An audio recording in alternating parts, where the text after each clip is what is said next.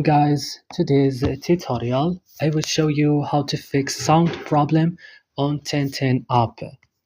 Go directly open the settings of your phone first. Click next here on apps option and search for 1010 and click. Go guys, click at your storage option, click clear cache right now.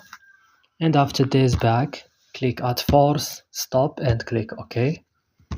And go to Play Store or App Store, update 1010 app, and right now restart your phone, and that's all.